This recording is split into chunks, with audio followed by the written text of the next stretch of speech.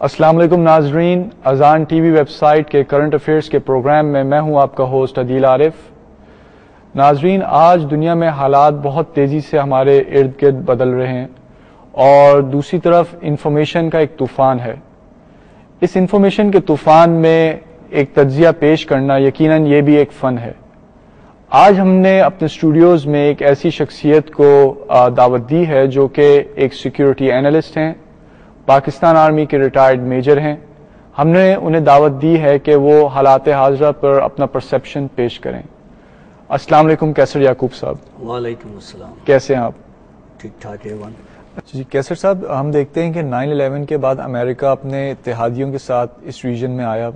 آپ کیا سمجھتے ہیں کہ اس کے میجر آبجیکٹیوز کیا تھے اور اس نے اس کو حاصل کرنے میں کس حد تک کامیاب ہوا ہے؟ Adeel, first of all thank you very much for calling me on your website, اور میں دعا یہی کروں گا کہ آپ کی ویب سائٹ اور چلے۔ Thank you. آپ نے جو سوال کیا، یہ سوال کو سمجھنے کے لیے میرا خیال ہے کہ ہمیں تھوڑا سا بیک گراؤنڈ میں بھی جانا پڑے گا اس کے۔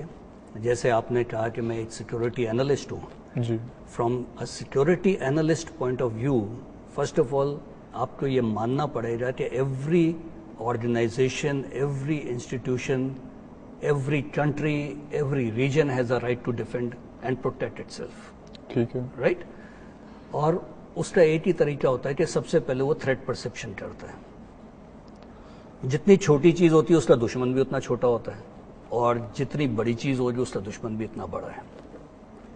تو اگر ہم امریکن پرسپیکٹو سے دیکھیں تو وہ اپنا جب تھریٹ پرسیپشن کرتا ہوگا تو وہ پوری دنیا میں کرتا ہوگا، ٹھیک ہے؟ ٹھیک ہے۔ اس کو ایک چھوٹے چھوٹے ملک، کوئی چلی ہو گیا، کوئی اس قسم کا جس کا ہم نام بھی نہیں سنتے ہیں، ایسے ملکوں کو وہ زیادہ اس میں نہیں لیتا، ورنہ اس کی پرائرٹی لسٹ بہت بڑی بن جائے گی۔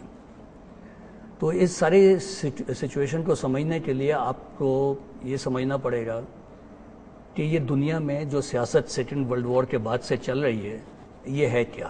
آئی will just briefly touch go very briefly on it.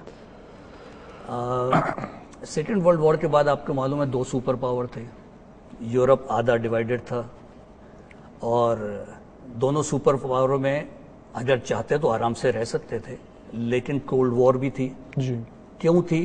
کہ لڑ نہیں سکتے ہیں لیکن نیچے نیچے ایک دوسرے کو ڈاؤن بھی کرنا ہے، کیونکہ انسان ہمیشہ چاہتا ہے کہ میں سیف رہوں، میں پروٹیکٹڈ رہوں، میں اگر رول کروں تو کم از کم مجھ سے ایکسٹینڈ تک کروں کہ دوسرے میرے لیے خطرہ نہ بن جائے، ٹھیک ہے نا؟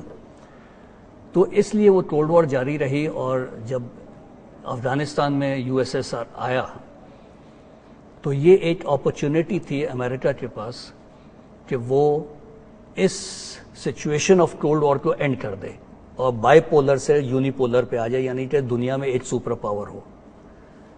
اب جب ایک سپر پاور ہو تو اس کی کیا ریکوائرمنٹ ہے، اس کی تھریٹ پرسیپشن کیا ہے، یہ 2 چیزیں الگ الگ ہم لیں گے تو ہم آج کی سچویشن کو سمجھیں گے۔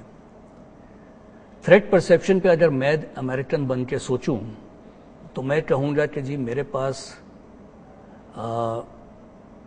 دنیا وائز 3 بڑے گروپس ہیں۔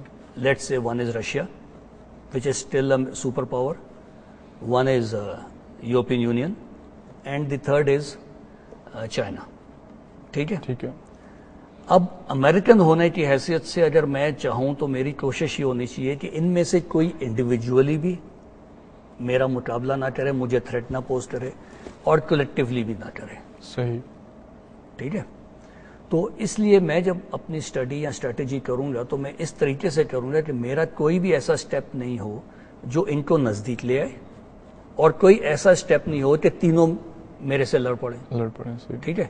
تو ہم دوسرے الفاظ میں یہ کہہ سکتے ہیں کہ ورلڈ پالیٹکس جو ہے وہ یہ 4 ستونوں کے اوپر اس وقت چل رہی ہے: America, Russia, European Union and China.